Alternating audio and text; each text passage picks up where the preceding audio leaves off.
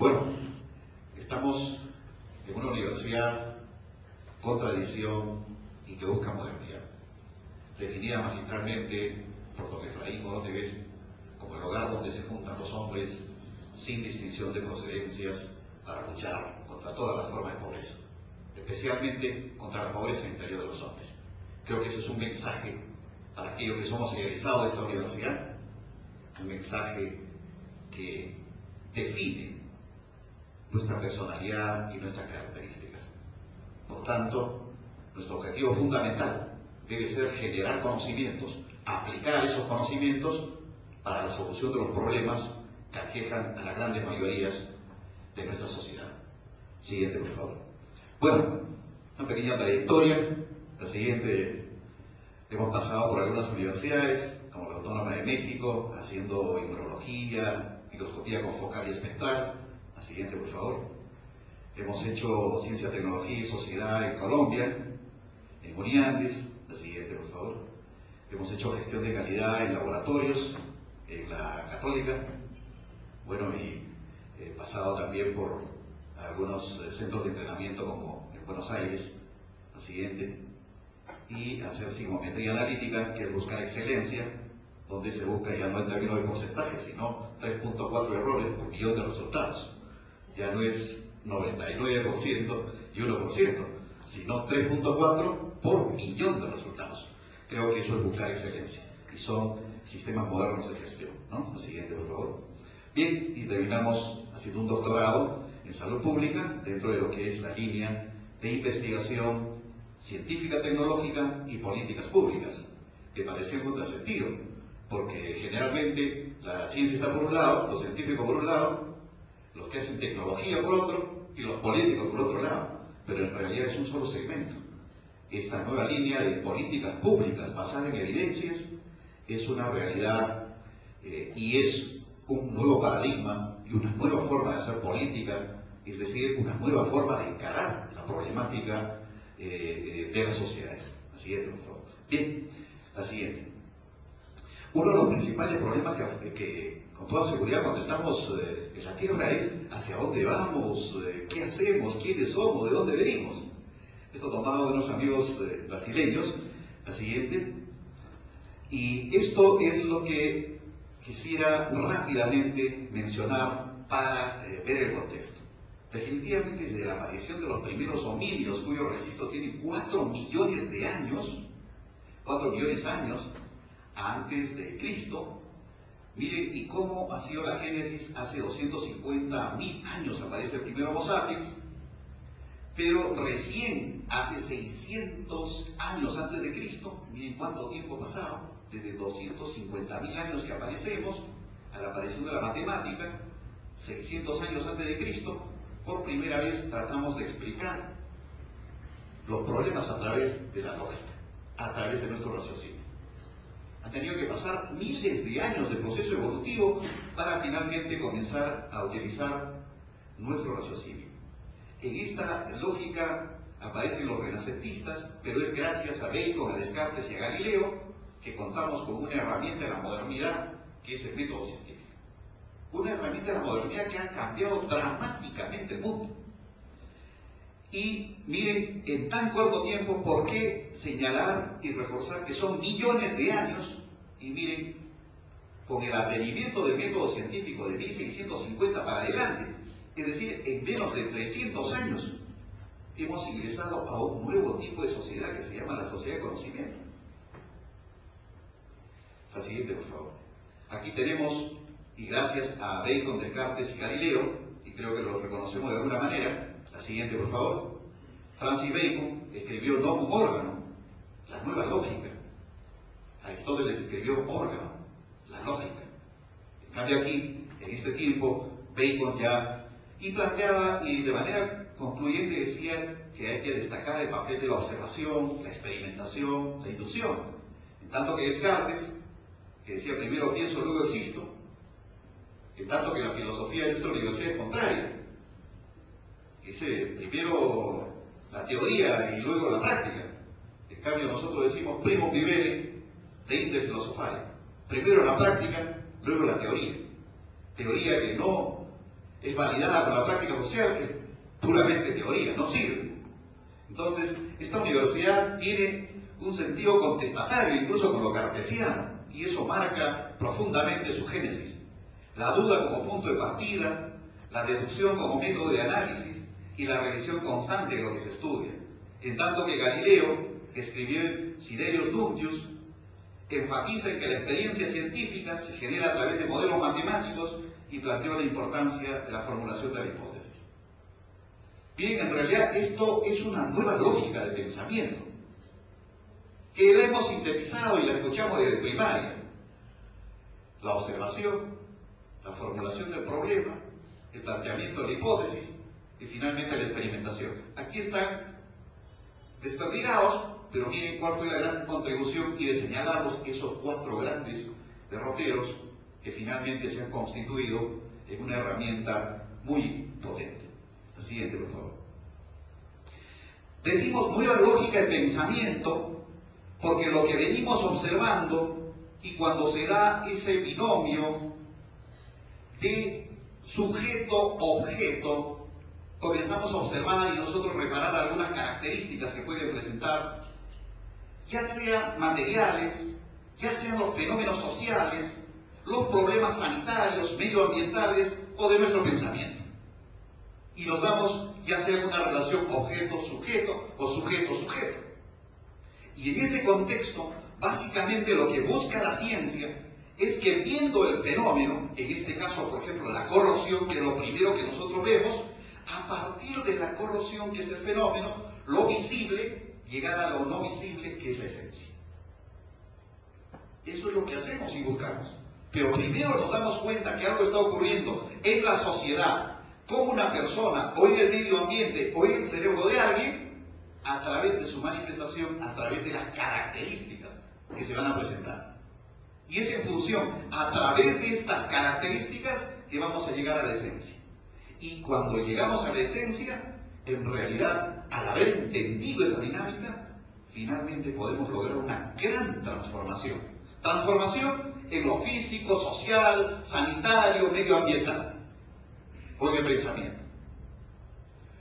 Un ejemplo claro, se entendió que este era un problema de oxidación, por la presencia de oxígeno, y sabemos que el fierro tiene 2 estados de oxidación, Fe2 y Fe3. Y finalmente por la presencia del oxígeno es que pasaba esta situación. Cuando llegamos a entender eso, que era un proceso de oxidación, lo primero que hicimos es utilizar sustancias para evitar que el oxígeno entre en contacto con el fierro. Y aparecieron las pinturas que podían aislar. Pero posteriormente podíamos galvanizar incluso para evitar que el oxígeno ingrese en contacto con el fierro. Oiga, pero haber comprendido todo eso nos llevó incluso a posteriormente decir, ¿por qué fierro? ¿Por qué no PVC? Y desaparecieron muchas industrias incluso. Eso es lo importante de la ciencia, llegar a la esencia y lograr la gran transformación de algo. Porque si no lo entendemos, simplemente estamos viendo las características externas de manera periférica, simplemente estamos en la observación simple de características. Entonces, cuando nosotros investigamos, lo que vamos es a la esencia y finalmente a comprender para lograr transformar en el medio social, en los problemas de salud, en los problemas ambientales y en el problema del abordaje del pensamiento. La siguiente, por favor. Ciertamente, en ese afán de querer conocer un mundo casi desconocido y partir del fenómeno y llegar a la esencia, recurriré a Lin Jun, un filósofo chino que decía lo siguiente: los investigadores somos como ciegos, en los términos en que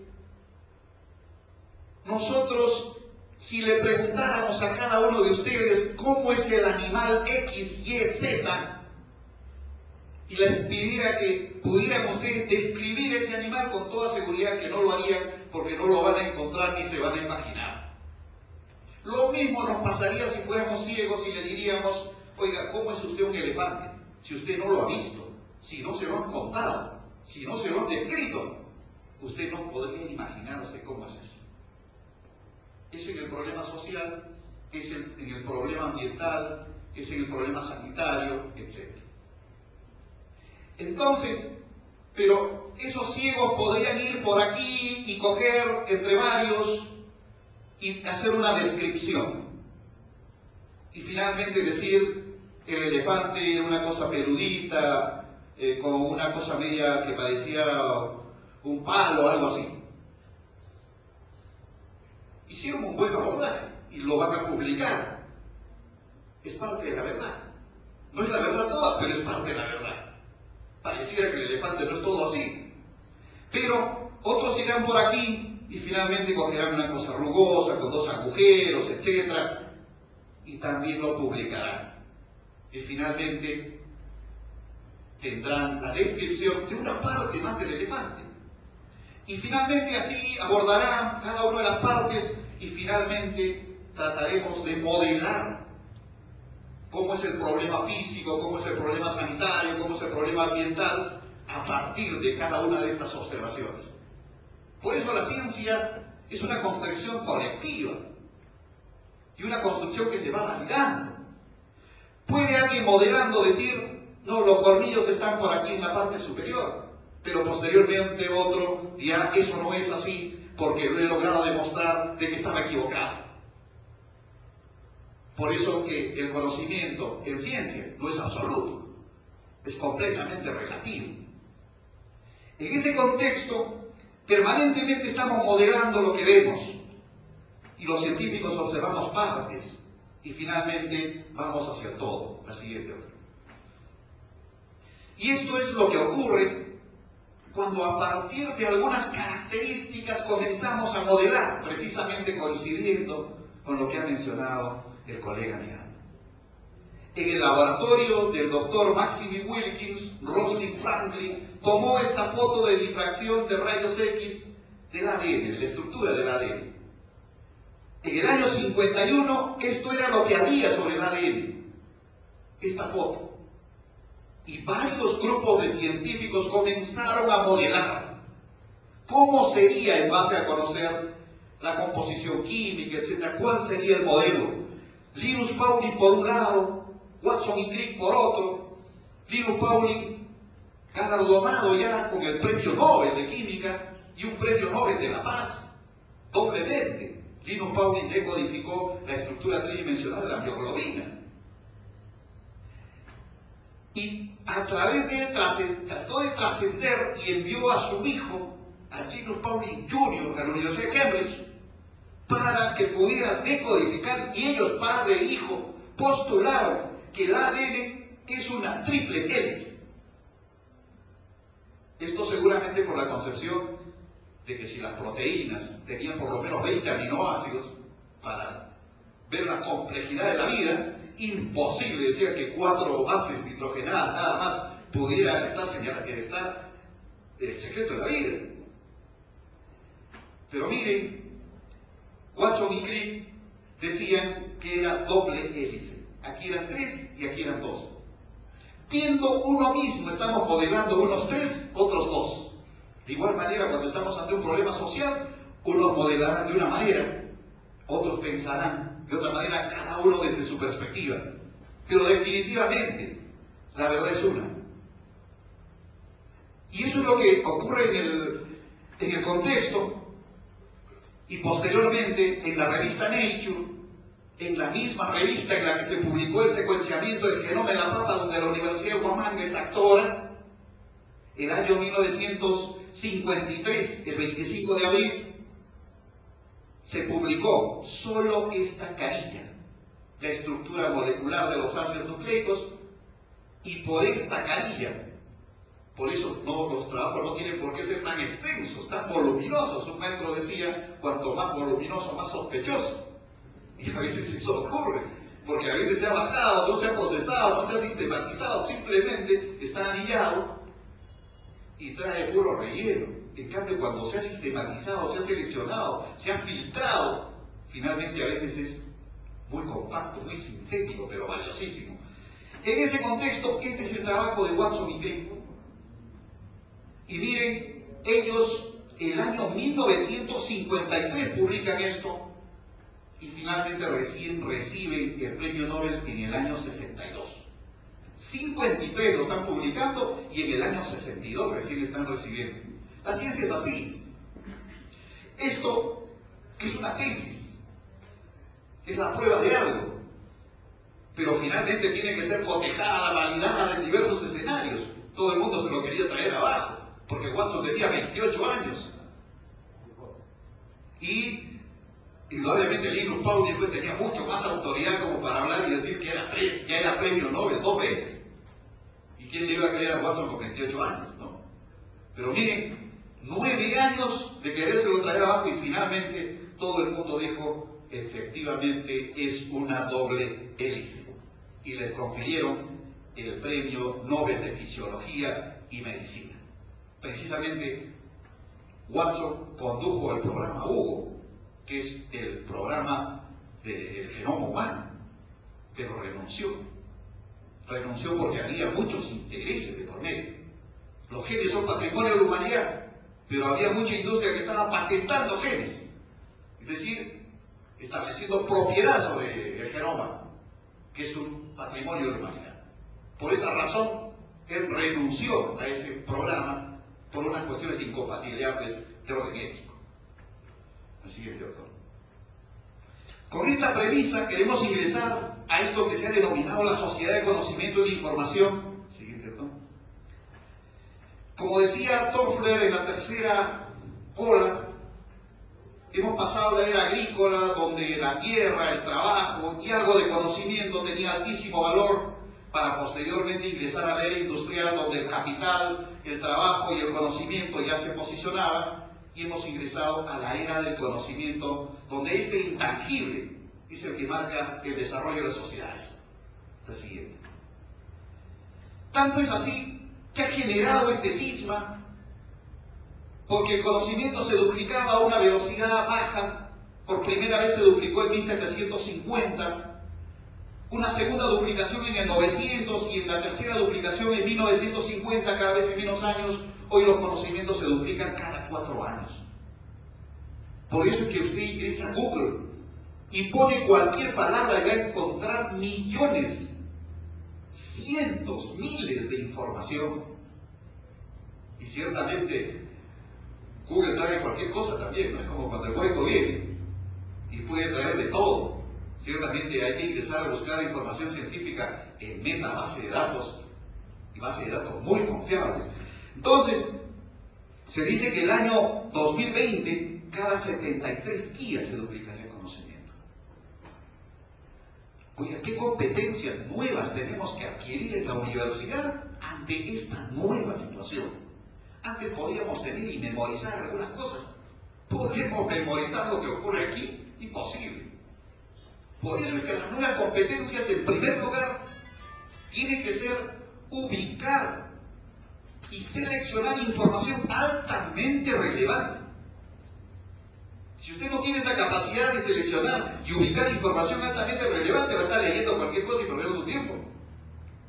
En segundo lugar, tiene que saber sistematizar esa información.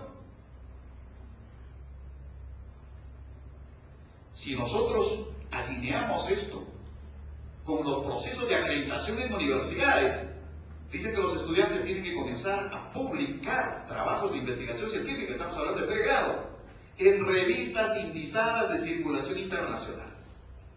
Y ciertamente no están hablando pues de informaciones tan grandes, pueden estar haciendo artículos de revisión, sistematización de conocimiento, pero tienen que ingresar a esa nueva lógica. Y es más, este nuevo proceso de acreditación implica que hay que diseñar un proceso de investigación formativa para los 5 años. Ya no se trata de poner un curso, sino están hablando de un sistema, de un conjunto de partes que de manera armónica y articulada finalmente hacen sinergia, ¿no? Y no es simplemente cosas aisladas. Entonces nos tenemos que poner a diseñar seguramente esto. La siguiente. Y esto es lo que ha llevado esta nueva herramienta de la modernidad que hablábamos, el método científico, que data de 1650. Miren, la velocidad promedio que se había alcanzado no era más de 20 kilómetros por miles de años. Y tenemos aquí, después de Cristo, el año 1000, 100, 200, 300, 400, 600, 650. Miren cómo se da un punto de inflexión. La humanidad cambia tremendamente cuando el método científico se pone a punto. Esas 4 frases mágicas de observar, plantear problemas, formular hipótesis y finalmente experimentar. Esto nos ha llevado a alcanzar y superar la velocidad del sonido, 300.000 kilómetros por segundo. Nos ha llevado a los vuelos interespaciales, nos ha llevado a la explosión demográfica, nos ha llevado a muchas cosas, a ampliar la expectativa de vida de las personas, ciertamente a generar también situaciones negativas. La siguiente, doctor. Y nos ha llegado a lo que Mark Prensky dice, que en todo momento en el mundo habemos 2 tipos de personas, ¿no? Los nativos digitales y los inmigrantes digitales. Los nativos digitales son todos aquellos que han nacido después del año 90. Es decir, ya nacieron en un contexto totalmente digital y son la generación digital. En cambio, los que hemos nacido antes somos inmigrantes. Un inmigrante es el que llega a determinado lugar distinto, diferente, y trata de asimilar la cultura, etc. Y eso no pasa. Y con toda seguridad pueden ver que los niños de ahora no necesitan que se les diga dónde está la cámara en el celular, y simplemente por intuición pueden ubicarla y están tomando fotos y a veces ni siquiera saben leer. En cambio, si es a muchos de nosotros sabemos dónde está esta función, cómo aplasto esto, dónde voy, cómo navego, etc., nos ocurre. Esa situación ha generado cómo es que vamos a afrontar la educación de la generación digital. Oiga, que ha generado cismas tan grandes, principalmente en organizaciones de tipo piramidal y gerontocrática, como son las universidades. En las universidades, el más antiguo llega finalmente a dirigir una universidad. Y Max Prensky y otros dicen, a veces ni siquiera es un inmigrante digital, sino es un no contactado digital. ¿Cómo una persona que ni siquiera sabe que eso existe puede atreverse a decir que va a construir la universidad del futuro? Si ni siquiera ve el presente. Estamos realmente en una situación muy complicada, muy difícil, en una etapa de transición. Y creo que para la universidad no es menos, y para todas las universidades del mundo. La siguiente, doctor. Eso ha llevado a decirnos que estamos en la economía del conocimiento, que ha derivado en lo siguiente: que aparezca esta sociedad y que países, por ejemplo, como Chile, a la que siempre nos referimos, haya establecido para el bicentenario, y nosotros ¿qué estamos haciendo para el bicentenario?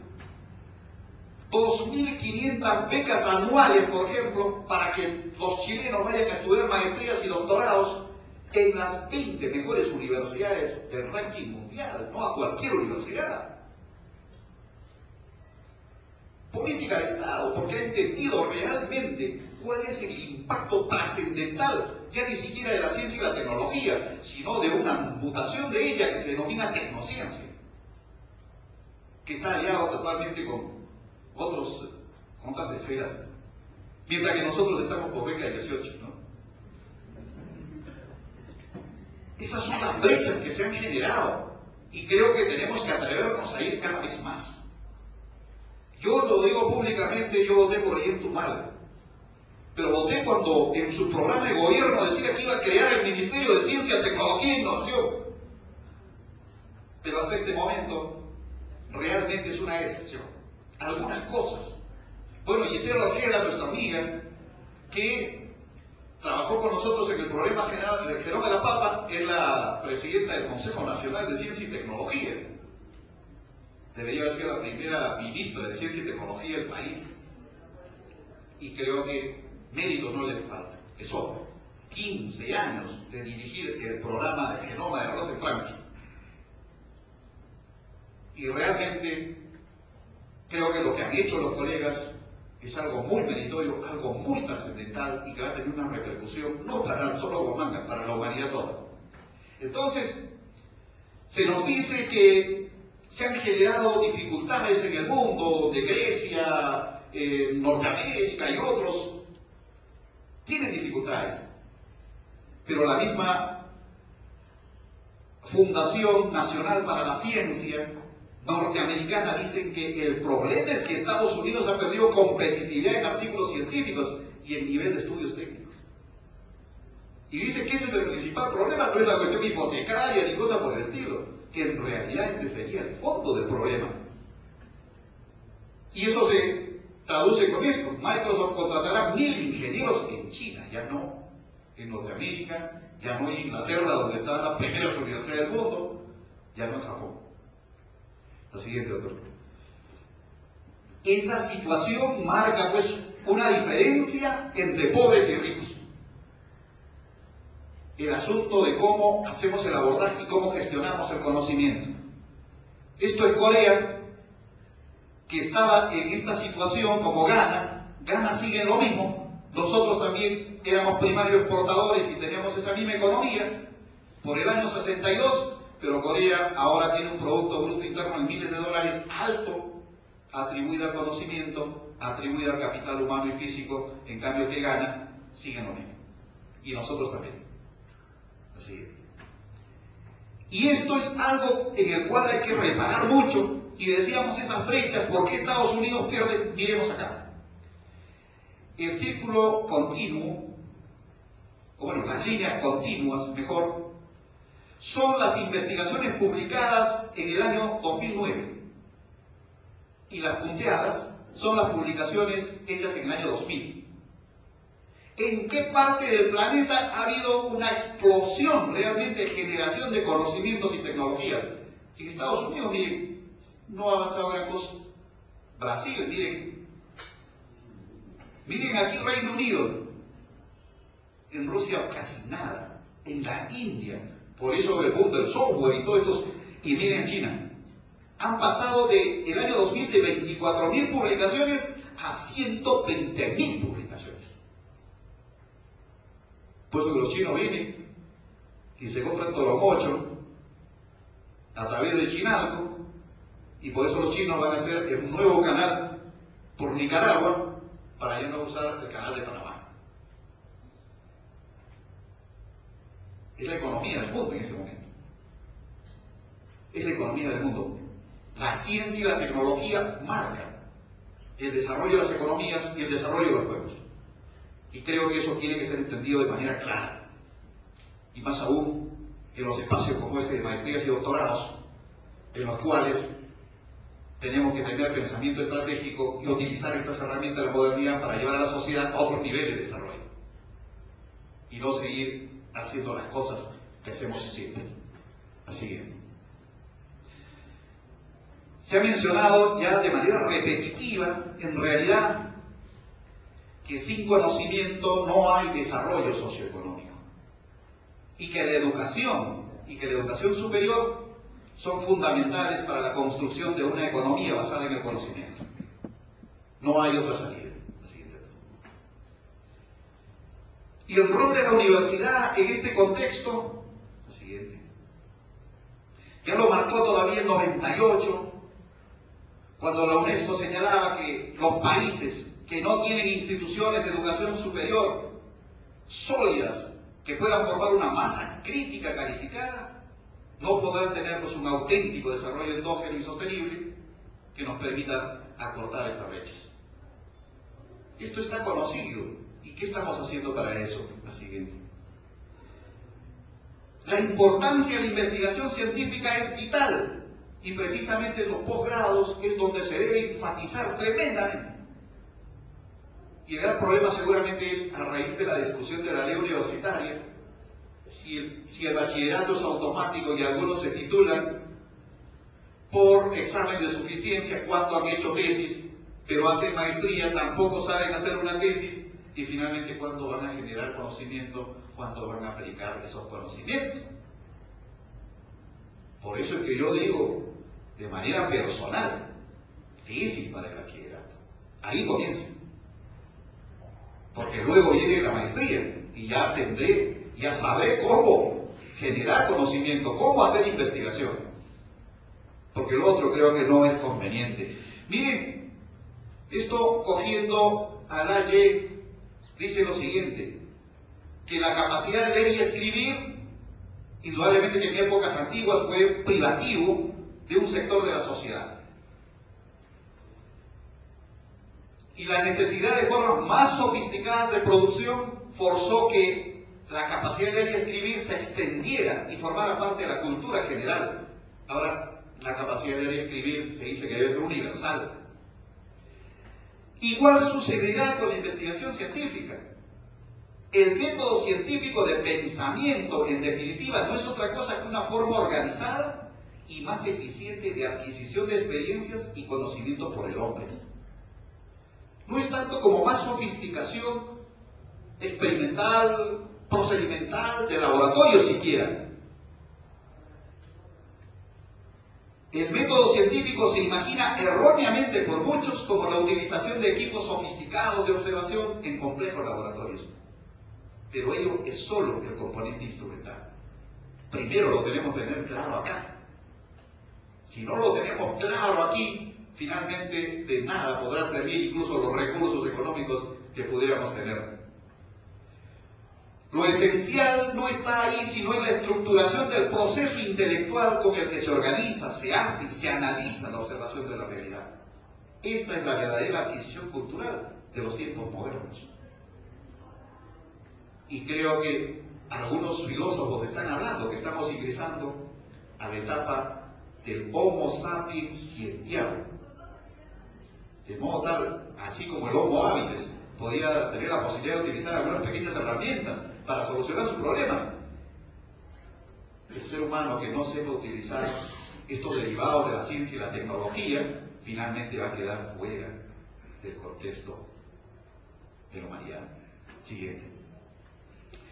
Cierto es también que indudablemente estamos hablando que en 1650 se generó el método científico, pero no fue entonces una cuestión inherente a las universidades, porque las primeras universidades aparecieron a los inicios de los 1000.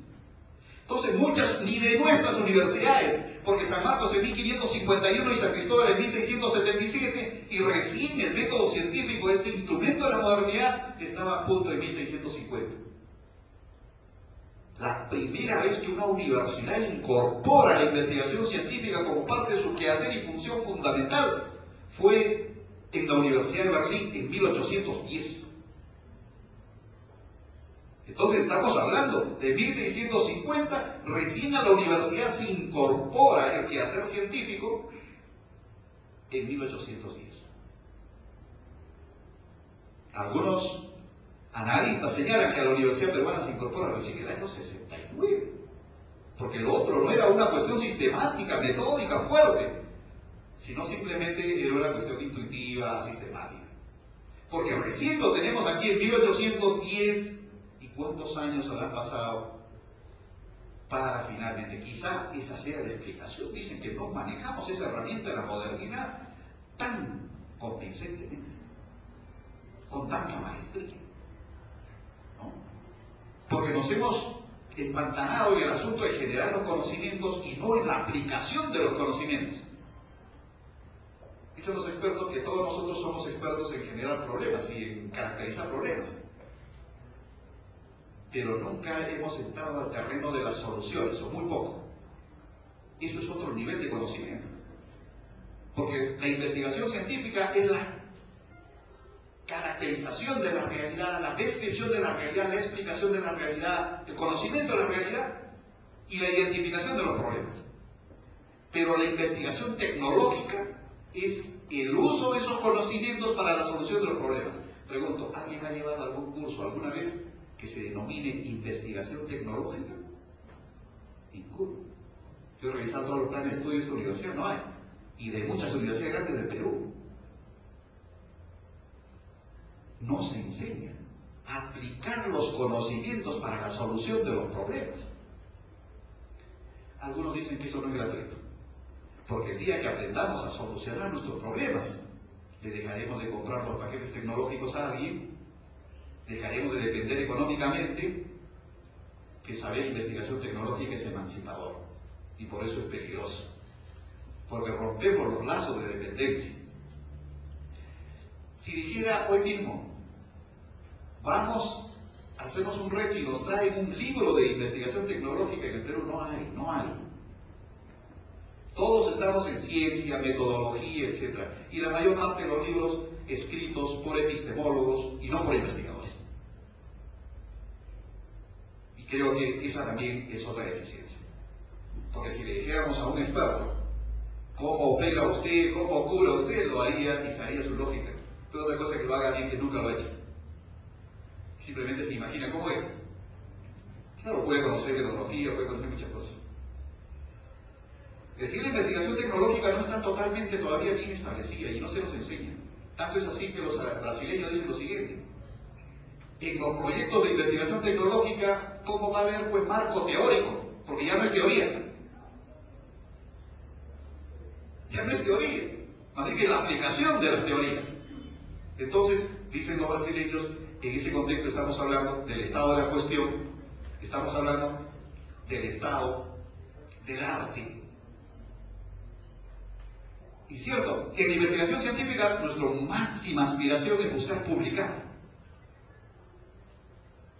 ¿Dónde lo llevamos? A un congreso, si es una revista de más alto impacto, mejor. Y esa es nuestra cultura, es nuestra filosofía como investigador en el campo científico. Pero en el campo tecnológico hay otra dinámica. Si yo obtengo una nueva tecnología que me puede hacer competitivo, ¿creen que ustedes voy a comunicárselo a todos mis competidores? Primero lo patento, pues. Primero lo registro en propiedad intelectual. Es una dinámica distinta, es decir, no la hemos entendido bien y parece que ese también es un problema. En algún momento en ingenierías, por ejemplo, debería necesariamente haber cursos de investigación tecnológica, porque con ingenio se solucionan los problemas y no simplemente seguir caracterizando los problemas. Hay que ir al terreno de las soluciones. La siguiente, doctor. Es en este contexto, pues, que Wilhelm von Humboldt, como dije, el año 10, ya recién funda la Universidad de Berlín, y el año 40 recién establece la investigación científica como función principal de las universidades. La siguiente, por favor. Y creo que esto resume lo que hemos venido señalando. Ciencia es saber, ciencia es conocimiento. Tecnología es saber hacer, es decir, aplicar estos conocimientos para solucionar algo, para transformar algo, para darle valor agregado. En tanto que innovación es saber hacer mejor. Ni siquiera es invención. El 50% del éxito de los países asiáticos ni siquiera es ciencia y tecnología, es innovación. En la universidad tenemos la Oficina General de Investigación e Innovación, pero solamente hace investigación. No hacemos todavía nada de innovación. Ese es un segmento que tenemos que trabajar y en el que tenemos que, en realidad, poner mucho énfasis y mucho empeño, sabiendo que el 50% de las economías asiáticas están basadas en esto. Creo que también tenemos que trabajar en esos puntos. Y ahora, magistralmente, Brown, un investigador mexicano, definió de esta manera la diferencia entre investigación e innovación. Investigación es transformar dinero en conocimiento, porque eso es lo que hacemos. Para mi proyecto necesito recursos, pero el asunto de la investigación es transformar conocimiento en dinero, y creo que esa es una lógica que es necesaria también. Hace 4 o 5 años INIA era el Instituto Nacional de Investigación Agraria. ¿Ahora cómo se llama? Instituto Nacional de Innovación Agraria. O sea, no cambio de términos. Lo que le han dicho es ya no siga pidiendo dinero para generar conocimiento, está bien, pero ahora preocúpese que utilizar esos conocimientos para generar dinero. La cosa es simple. Recordarán ustedes, INIA presenta nuevas variedades de maíz, nuevas variedades de papa, etc. Ahí presentaron una variedad de maíz que tenía alto porcentaje de antocianinas, que es un antioxidante, anticancerígeno, denominada negro canal.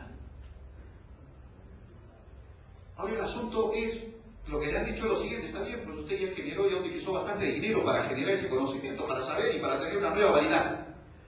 ¿Por qué no lo transfiere? ¿Por qué no transfiere esa tecnología para que los campesinos lo produzcan, para que también haya valor agregado, para que las industrias desarrollen, para que comiencen a purificar y a enviar antocianina? No pues el maíz en bruto, sino antocianina ya extraída, etcétera, hacia los países que tienen alta demanda.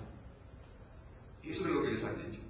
Esto es producto de una consultoría internacional, simplemente cambiarle el nombre y cambiarle filosofía en realidad, para que no se siga haciendo lo mismo, para no cerrar el círculo vicioso de siempre. La siguiente pregunta. Sin embargo, hay que reconocerlo, y creo que, decía un filósofo, lo peor es esconder las cosas. Primero, reconocer que definitivamente hay una crisis universitaria. Cuando alguien está enfermo hay fiebre, cuando hay problemas sociales hay movilizaciones, etc. Está enferma la sociedad, y cuando la universidad está enferma también hay este conjunto de cosas que se dan a nivel nacional, no solo a nivel nacional, a nivel latinoamericano. Y creo que la crisis universitaria no es patrimonio definitivamente de la universidad, del sistema de la universidad peruana, sino del sistema de la universidad latinoamericana, que ha sido construida sobre, y se mantiene vigente, la construcción sobre las bases caducas de la primera gran reforma de 1918. Seguimos repitiendo mecánicamente, dice Zenón de Paz Toledo, trato de la enseñanza, cogobierno, cátedra libre, etc., mecánicamente, cuando un texto se define por el contexto. Y el contexto de 1919 era completamente diferente al contexto actual. Y da un ejemplo claro. En 1918 decíamos que hay que democratizar la universidad. Y democratizar la universidad significaba que la gran mayoría tuvieran acceso, porque simplemente eran universidades de élites económicas. Y eso se ha logrado. Por eso es que muchos de nosotros estamos en el interior de las universidades. Pero ahora seguimos repitiendo democratizar la universidad. ¿Significará lo mismo? De Paz se responde y dice, no significa lo mismo. Los textos cambian en función al contexto. Y el contexto actual define que en realidad democratizar la universidad significa que haya una universidad de calidad. No puede haber una universidad para ricos y una universidad para pobres. Una universidad donde se forman los empleados y una universidad donde se forma la clase dirigente. No puede ser. Que haya equidad. Entonces, la invitación es, ¿qué significa gratuidad ahora? ¿Qué significa cogobierno ahora? ¿Qué significa autonomía ahora? Y no simplemente cerrarnos y decir, esto no puede ser tocado, estas son cuestiones sagradas que nadie las va a mover. Si decimos eso, estamos aceptando que ya no es ciencia, que la universidad no es ciencia, es dogma.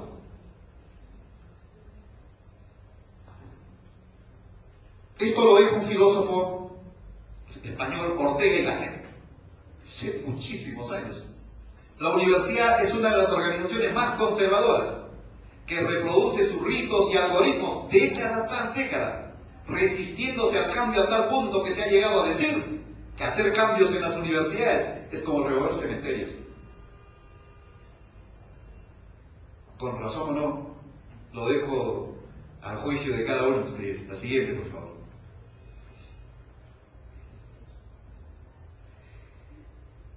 Y también decir que la universidad en estos tiempos está atravesando la más profunda crisis, pero es una crisis de cambio. Nosotros sabemos que Darwin hace más de 100 años estableció que todo cambia, todo evoluciona. Y muchas leyes naturales han llevado a la ley del mercado. Entonces decimos, los seres vivos que no se adaptan al entorno cambiante desaparecen. Las empresas que no se adaptan a los cambios que se dan en función a las necesidades de los clientes desaparecen. Es lo mismo, dicho de otra manera. Por lo tanto, hay una crisis de cambio, de revisión a fondo de su relación con la sociedad contemporánea. Definitivamente el reto es encontrar la manera que permita conciliar las demandas del mercado sin perder el interés por lo social. La siguiente. Y esta es la situación de la ciencia y la tecnología en el Perú, ¿no? Cosa que no ha cambiado, la estadística no es tan actual. Cayetano Heredia, San Marcos, Católica, la Agraria, la UNI, Huamanga. Se salió de marco, no lo encontramos. Pero, bueno, creo que tenemos que empezar a este tipo de situaciones. La siguiente. Por eso es que se ha llegado a decir que las universidades no presentan incidencia política en la formulación de políticas públicas que contribuyan al desarrollo socioeconómico de las regiones en las que se encuentran. Esa es la conclusión y creo que no hacemos mucho más para ratificarla. Siguiente. ¿Cómo está evolucionando la producción científica de Perú en función a Bolivia? Para alegrarnos un poco. Por lo menos a alguien le ganamos. Esto fue de 96 a 2010. Esto es Bolivia y esto es Perú. Pero es baja realmente. Y ahora veamos qué pasa con Chile. Así que aquí sí nos vamos a entristecer. Esto es Perú y esto es Chile. Nosotros estamos en 877 publicaciones en el 2010 y ellos están en 6.213. Ciertamente la cantidad de dinero que se destina a la ciencia y tecnología es vital. Nosotros en este momento estamos invirtiendo 0.17% del Producto Bruto Interno. Bachelet lo encontró en 0.5%. Antes de irse, lo dejó en 1.2%, para que la brecha no sea, para que no se atreva posiblemente nosotros acercarnos ni siquiera un poquito más. Y yo digo siempre, esa es la gran diferencia entre la manzana chilena y la manzana nuestra. La manzana nuestra no tiene conocimiento, no tiene tecnología, no tiene manipulación, no tiene valor agregado. La nuestra se malogra en una semana. En cambio, la manzana chilena la encontramos en Churchill y cualquier otro lado como si hubiera sido cosechada hace unos días. Es decir, eso da competitividad. Eso genera desarrollo. Siguiente. Y quizás sea esta también una razón porque Cayetano Heredia y San Marcos finalmente sean las primeras universidades de todo el ranking nacional. Cayetano Heredia, entendiendo que la ley universitaria dice que las universidades podrán tener 2 vicerrectorados, no dice cuáles. Y todas las universidades en su momento crearon el vicerrectorado académico y el vicerrectorado administrativo. Cayetano Heredia, luego de un análisis, dijo que se habían equivocado, porque la administración no es un fin, es un medio. Y por lo tanto, en el año 85 creó su vicerrectorado de investigación, precisamente para promover todo este tipo de actividades. San Marcos, después de 15 años, después también se atrevió tímidamente a hacerlo. En la Universidad de Huamanga, hace 8 años estamos peleando para que haya. Hay un informe para que la Asamblea Universitaria levante la mano nada más y diga que sí, y hasta ahora no se ve, y me parece que no se va a ver también, para que se cree el vicerrectorado de investigación. Lamentable realmente. Ya 18 universidades tienen vicerrectorado de investigación en este momento, y la nueva ley universitaria que ustedes han visto ya lo recoge y lo está plasmando como el vicerrectorado de investigación y posgrado. Posiblemente así sea. Solo así vamos a aceptar que nos lo impongan. Y no en el uso de nuestra real autonomía. Pudiéramos haber dicho nosotros, nos hemos equivocado. Creemos también en el vicerrectorado de investigación. Yo digo, hay tanto dinero de FOCAM, eran más de 40 millones, y yo les digo a mis alumnos, ¿y por qué no hacen un paro como estos para decir que esos fondos financien los trabajos de tesis y de investigación, porque ese dinero es exclusivamente para investigación? Y hacen paro porque no, porque faltó esto, porque faltó otro, y cosas intrascendentes. Y a nivel del posgrado también, decir que se haga de una vez el reglamento de investigación para financiar las investigaciones de posgrado. El dinero está ahí. El dinero está para eso. Y sabemos que realmente puede ser importante, puede ser trascendental. Creo que hay que atrevernos a hacerlo. La siguiente. Y esto es lo que nos trae el ranking establecido por el doctor Piscoya, los top 10 en el Perú, que ratifica lo que hemos estado mencionando. La siguiente, por favor. Indudablemente que los rankings, hay ranking y ranking, ¿no? De acuerdo a los criterios que uno pudiera establecer. Aquí se estableció que investigación tenía un peso específico de 25%, producción académica, etc. Y finalmente se estableció de esa manera ese ranking. La siguiente. Esto es al 2000, CIMADO 2013, procesado recién, pero hasta el 2011, con los datos de 2011, tampoco aparecemos. La Universidad de Huamanga. Está San Antonio Abad del Cusco, está San Agustín de Arequipa, está Trujillo, está de la Amazonía peruana, está Villarreal. Aquí miren en la 15, la Universidad Privada Católica San Pablo, que funciona en Arequipa. Todas las clases son en inglés, desde el pregrado. Y de los 32 doctores en ciencias de la información que existen en el Perú, ellos no reciben PhDs en informática, en sistemas, sino en ciencias de la información, que es como existe en Norteamérica. Aquí nos hemos inventado muchas denominaciones. Hacen directamente convenios con Google, con Facebook, con diversos, y no necesitan salir de Arequipa. Es en este momento del total de exportaciones en software, el 80% lo tiene Arequipa. Y por lo menos el 60% lo tiene esta universidad. Son nuevos entornos en realidad. La siguiente. Bueno, y este es el ranking de las universidades donde estamos nosotros. Estamos por acá. No diríamos que no vamos a decir también que estamos peor que peor, pero no estamos bien. No estamos bien. Y creo que hay universidades nuevas, universidades no tan antiguas como nosotros, y entonces creo que no solo es contentarnos que somos la segunda universidad, creo que eso debe quedar en ese terreno del recuerdo, pero lo ideal es que por lo menos pasemos a esta primera carilla, ¿no? La siguiente. Por lo tanto hay que repensar pues la universidad para los nuevos tiempos. La siguiente. Pasar de esta vieja universidad a esta nueva universidad.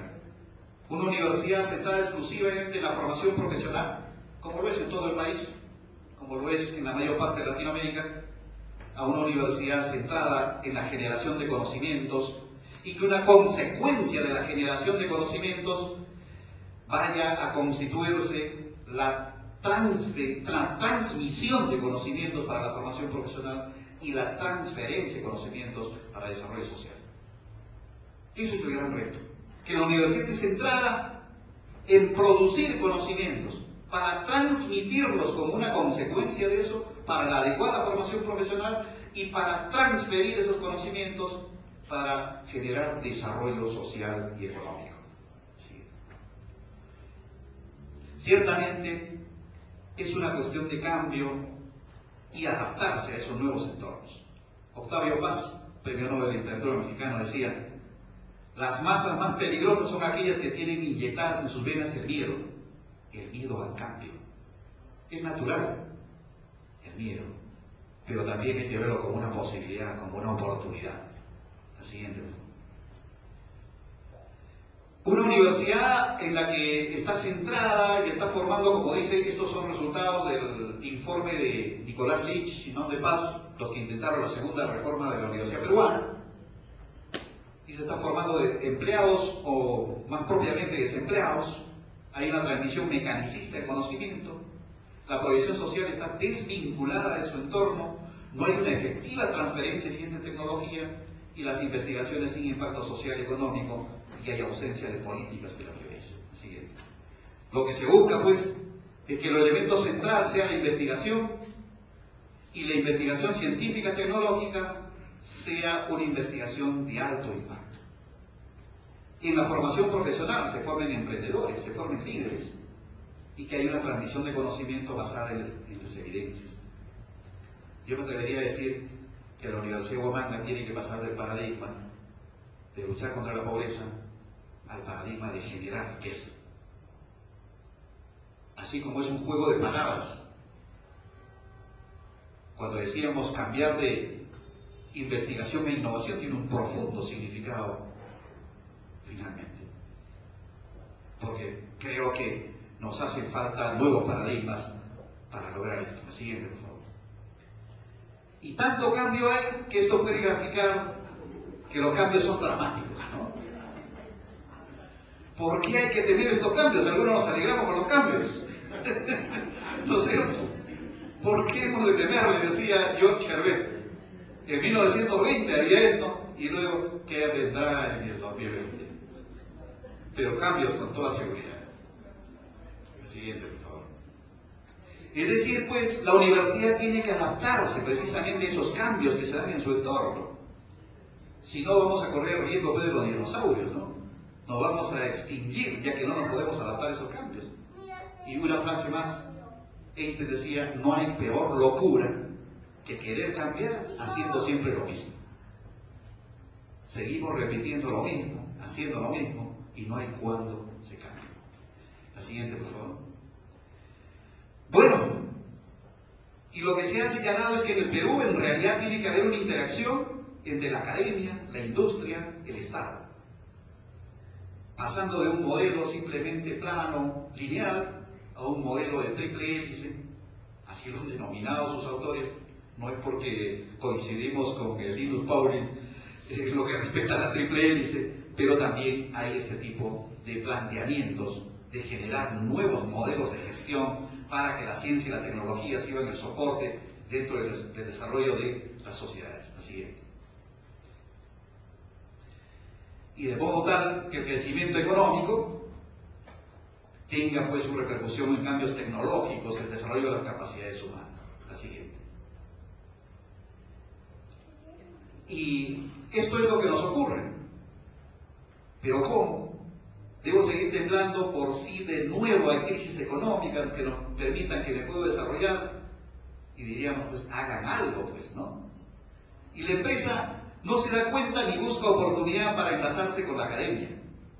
No tiene en su ADN el aprecio por investigar internamente y se lo ve como un poco aplicativo. No se pronuncia la palabra investigación. A nivel del gobierno no suele escuchar ni iniciar las propuestas, no tiene en sus objetivos grandes reformas, no es emprendedor. Por su parte la universidad no se pronuncia ni actúa ante los acontecimientos del país con propuestas y proyectos, porque la universidad no solo es protesta, sino es propuesta principalmente. Entre sus objetivos primordiales no está la innovación. Y el Perú recibe el resultado de la gran desarticulación y falta de interés de todos los presentes y tropieza cuando en la crisis no compran sus recursos naturales. Por lo tanto, no se logra desarrollo. Muchas gracias.